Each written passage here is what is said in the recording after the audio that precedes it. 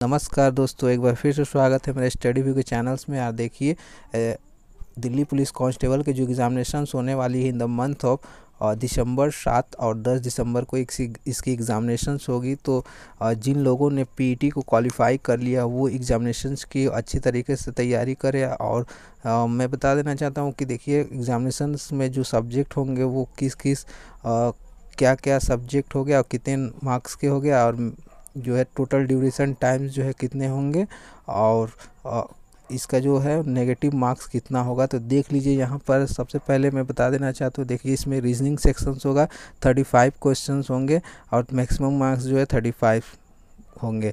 उसके बाद general knowledge 50 number of questions होंगे और उसमें भी आपको 50 मार्क्स मैक्सिमम होंगे। उसके बाद न्यूमेरिकल एप्टीट्यूड यानी मैथमेटिक्स यानी नंबर ऑफ क्वेश्चन जो है 15 होंगे और 15 मैक्सिमम मार्क्स होंगे, यानी टोटल आपको यहाँ 100 क्वेश्चन और 100 मार्क्स के पूरे होंगे, जिनमें से reasoning 35, general knowledge 50 and numerical aptitude जो है न्यूमेरिकल एबिलिटी जो है 15। यानी हमको जनरल नॉलेज जो आज हम डिस्कस करेंगे क्वेश्चन वो होगा जनरल नॉलेज, क्योंकि देखिए 50 क्वेश्चंस आएंगे एंड 50 मार्क्स के लिए। तो इसको मैंने आज बताऊंगा इससे रिलेटेड जो एग्जामिनेशंस में आने वाले हैं इंपॉर्टेंट क्वेश्चन, उसको आज हम देख लेते हैं। ठीक है, देखिए टोटल जो टाइम का ड्यूरेशन होगा वो 90 मिनट्स होगा और जो इस पे नेगेटिव मार्क्स है 1/3 का इस पे नेगेटिव मार्क्स आपको ऐड किया जाए। चलिए इसके बाद इसके सिलेबस को देख लेते हैं कि सिलेबस में जो जनरल नॉलेज का जो 50 मार्क्स के क्वेश्चंस होंगे 50 नंबर्स के, उसमें सिलेबस क्या क्या है। तो देखिए इसका सिलेबस को देख लेते हैं। चलिए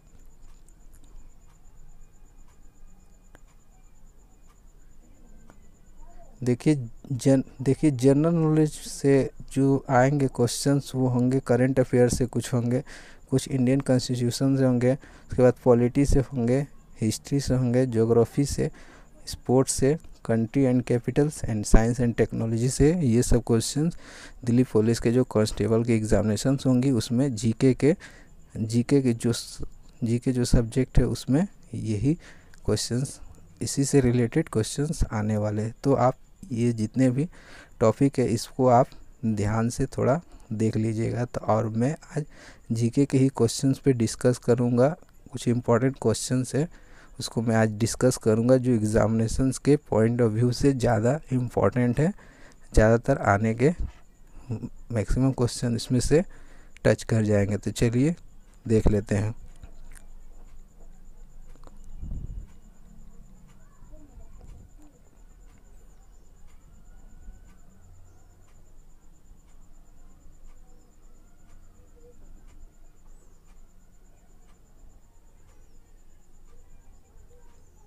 तो देखिए हमारा जो जनरल नॉलेज से जो पहला क्वेश्चन है जो दिल्ली पुलिस कांस्टेबल की जो एग्ज़ामिनेशन होने वाली है उसमें 50 मार्क्स के रहेंगे। तो मैं ज़्यादा से ज़्यादा जीके क्वेश्चन जो इम्पोर्टेंट है उसको टाइम टू टाइम जो है अपलोड करता रहूँगा। ठीक है, यदि आपको अच्छा लगे तो प्लीज़ लाइक करिएगा और चैनल पे नए हैं तो सब्सक्राइब करना ना भूलिएगा, और कमेंट के थ्रू बताइएगा कि मुझे और भी इस प्रकार के वीडियो को अपलोड करना हो चाहिए कि नहीं चाहिए, और शेयर करिएगा ज़्यादा से ज़्यादा अपने दोस्तों को।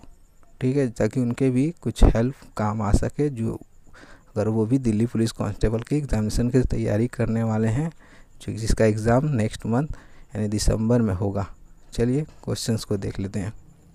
देखिए नंबर 1 जो क्वेश्चंस है, किस क्षेत्र में उत्कृष्टता के लिए शांति स्वरूप भटनागर पुरस्कार दिया जाता है। तो देखिए विज्ञान और प्रौद्योगिकी। ओके, चलिए अगला क्वेश्चन देख लेते हैं। हिंदी में लिखी गई प्रसिद्ध राग दरबारी किसने लिखी है। तो यह है श्रीलाल शुक्ल जी। उसके बाद देखिए नेक्स्ट क्वेश्चन जो है, विलास वस्तुओं में क्रय के लिए बैंकों द्वारा किस प्रकार का ऋण दिया जाता है, किस प्रकार का ऋण दिया जाता है। तो ये होगा उपभोग ऋण। ओके, इसका आंसर होगा उपभोग ऋण। अगला जो क्वेश्चन है नंबर 4 वो है सुक्ची हेली थॉनिंग स्मिडट किस देश की पहली महिला प्रधानमंत्री है? और ये किस देश की पहली महिला प्रधानमंत्री थी? तो ये डेनमार्क की थी।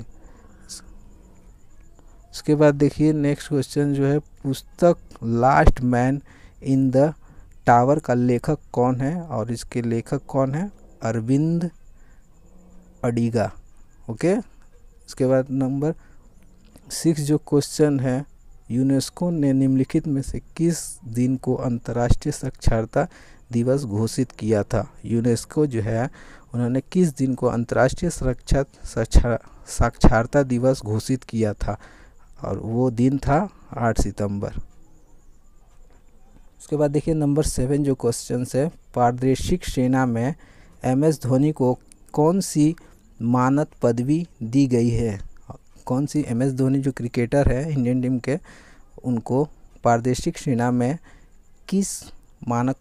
कौन सी मानक पदवी दी गई है? तो ये है लेफ्टिनेंट कर्नल की उनको मानद पदवी दी गई है। अगला क्वेश्चन चलिए देख लेते हैं। भारत में खुदरा ऋण का सर्वाधिक प्रतिशत किसका है? भारत में खुदरा ऋण का सर्वाधिक प्रतिशत किसका है? तो ये है, इसका आंसर होगा आवास ऋण। आवास ऋण का जो है खुदरा ऋण का सर्वाधिक प्रतिशत होता है। ओके। उसके बाद नंबर 9 जो क्वेश्चन है, प्रसिद्ध रशियन क्लासिक पुस्तक दी मदर का लेखक कौन है? रशियन क्लासिक पुस्तक है दी मदर का लेखक कौन है? तो ये है मैक्सिम गोर्की। इसके लेखक कौन है? Maxim Gorky. ओके। उसके बाद नंबर 10 जो क्वेश्चन है, मध्य प्रदेश की राजधानी निम्नलिखित में से कौन सी देश है? भोपाल। इसका आंसर होगा क्या? भोपाल। अगला क्वेश्चन नंबर 11 जो क्वेश्चन है उसको देख लेते हैं।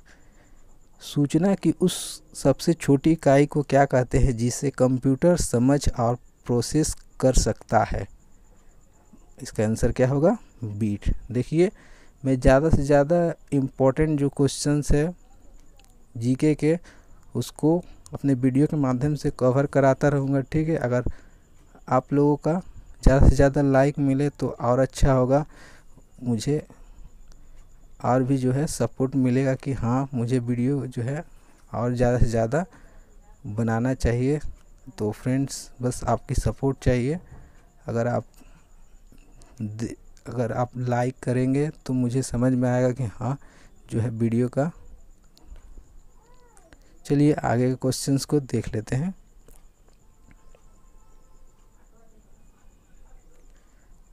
अगला जो क्वेश्चन है सूचना की, उसके बाद नंबर 12 जो क्वेश्चन है, मॉनिटर के डिस्प्ले आकार को कैसे मापा जाता है? मॉनिटर के डिस्प्ले आकार को कैसे मापा जाता है?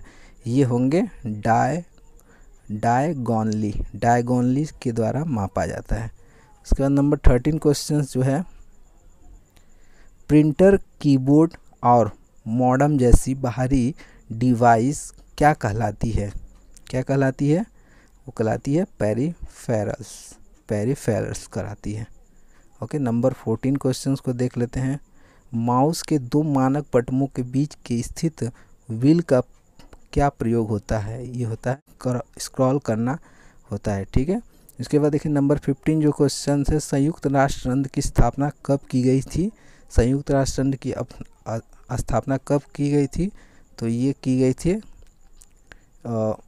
24 अक्टूबर 1945। ठीक है। जो संयुक्त राष्ट्र संघ है UN, उसकी स्थापना कब की गई थी? तो इसकी स्थापना की गई थी 24 अक्टूबर 1945।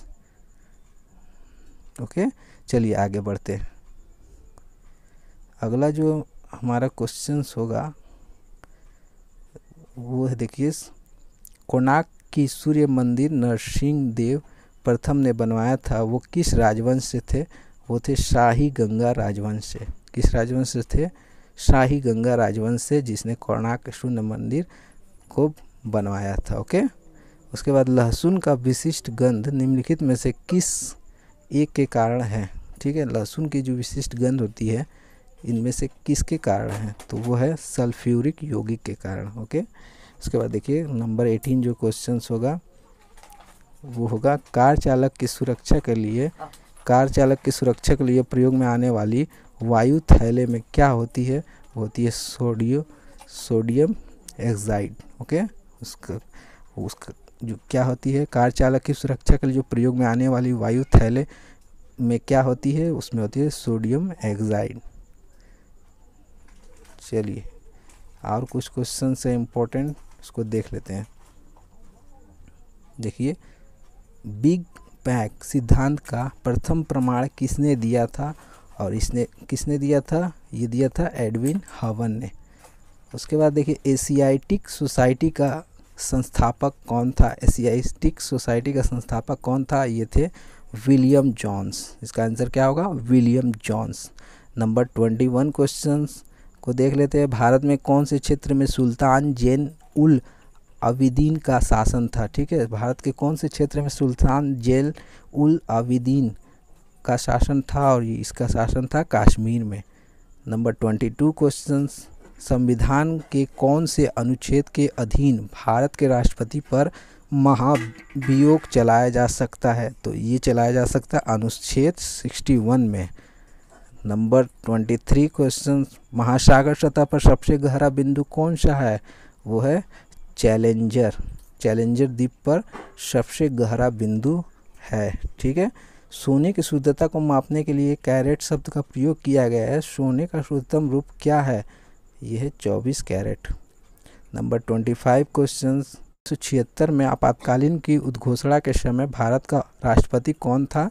उस समय जब आपातकालीन कोई घोषणा की गई थी 1976 ईस्वी में भारत में, तो उस समय भारत के राष्ट्रपति कौन थे? उस समय थे फखरुद्दीन अली अहमद।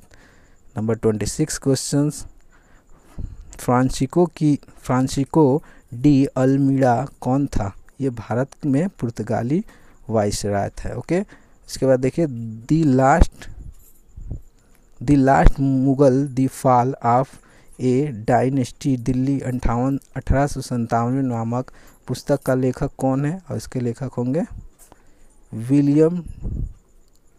विलियम डैलरिपल। ओके, उसके बाद देखिए पेंट उद्योग के श्रमिकों को किस प्रकार प्रदूषण के जोखिम का सामना करना पड़ता है? पेंट का जो कारखाना होता है, पेंट का जो कारखाना होता है, वहाँ पर उस श्रमिक को जब काम करते हैं वहाँ पर किस जोखिम का सामना करना पड़ता है? तो यह है सीसा प्रदूषण। ओके, पेंट उद्योग में श्रमिकों को किस प्रकार का प्रदूषण के जोखिम का सामना करना पड़ता है? और यह है, इसका आंसर होगा सीसा प्रदूषण। ओके, देखिए बीड़ी लपेटने वाले आच्छादन के रूप में प्रयोग आने वाले पत्ते किससे प्राप्त होते हैं? ये होते हैं तेंदुए से।